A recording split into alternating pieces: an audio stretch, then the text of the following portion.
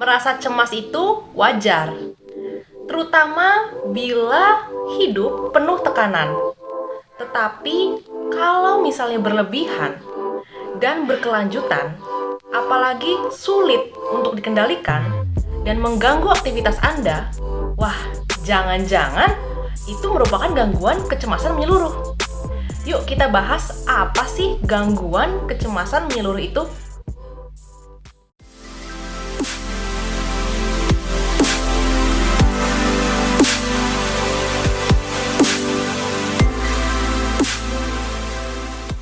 Halo semuanya, balik lagi dengan saya, Krisela Yulisti Sugianto.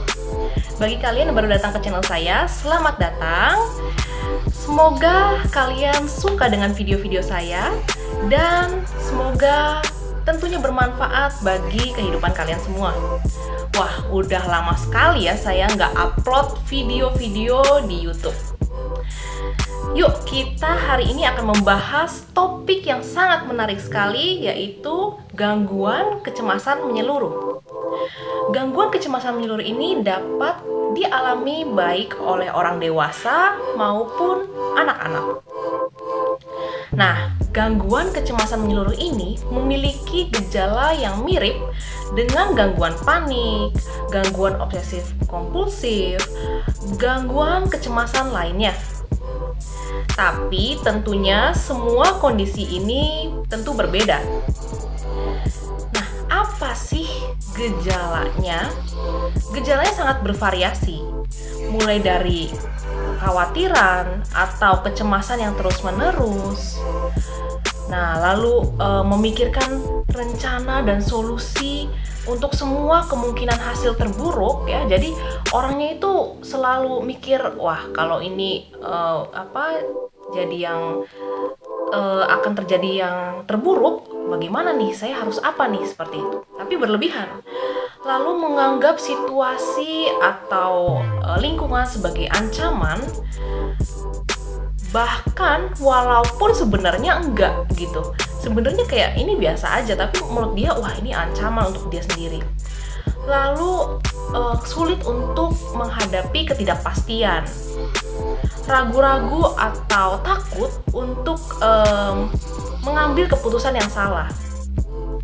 Lalu tidak mampu untuk mengesampingkan kekhawatiran, gak bisa rileks orangnya, gelisah terus, tegang, gelisah, lalu sulit konsentrasi, atau perasaan bahwa pikiran Anda itu kosong gitu.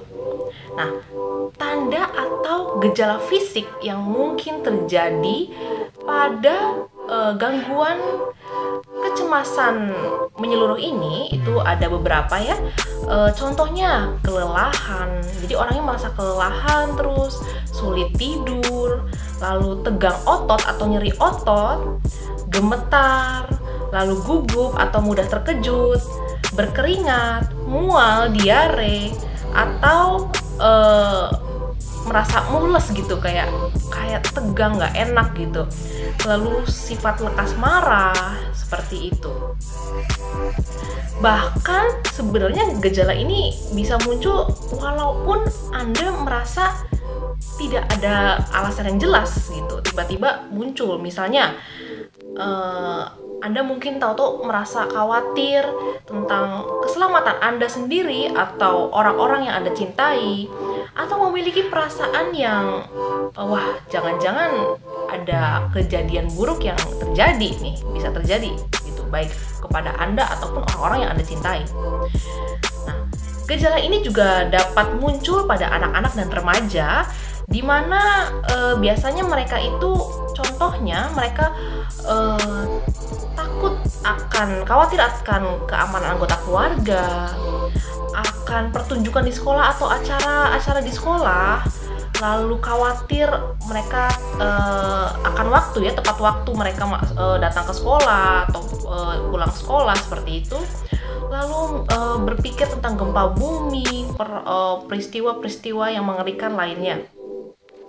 Nah, kalau anak dan remaja ini mengalami suatu gangguan kecemasan menyeluruh ini, di mana terjadi kekhawatiran yang berlebihan, maka mereka akan selalu cemas untuk menyesuaikan diri.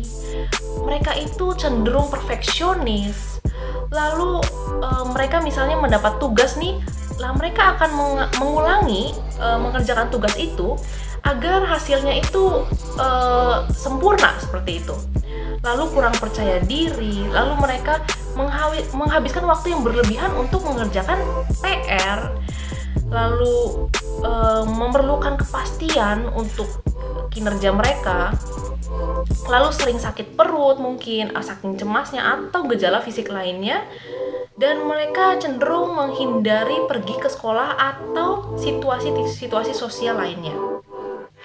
Nah, kapan sih kalian harus ke dokter kalau kalian mengalami ini? Jadi sebenarnya cemas itu normal.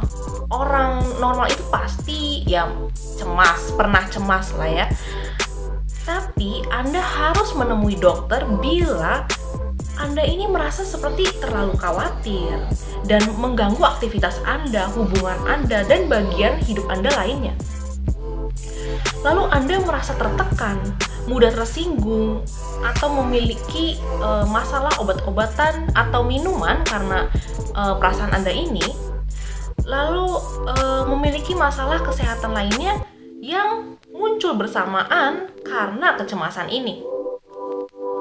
Nah, apalagi kalau Anda memiliki pikiran atau perilaku untuk mencoba bunuh diri atau menyakiti diri Anda sendiri.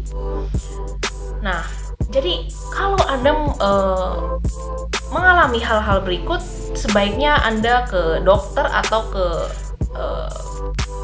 tenaga profesional lainnya, karena sebelum gejala ini menjadi parah. Kalau misalnya udah parah kan ibaratnya susah ya, lebih susah untuk mengobatinya. Lebih baik mengobati sejak dini.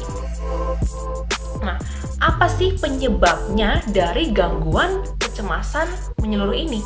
Kenapa kok bisa ya orang mengalami seperti ini? Nah, ini banyak.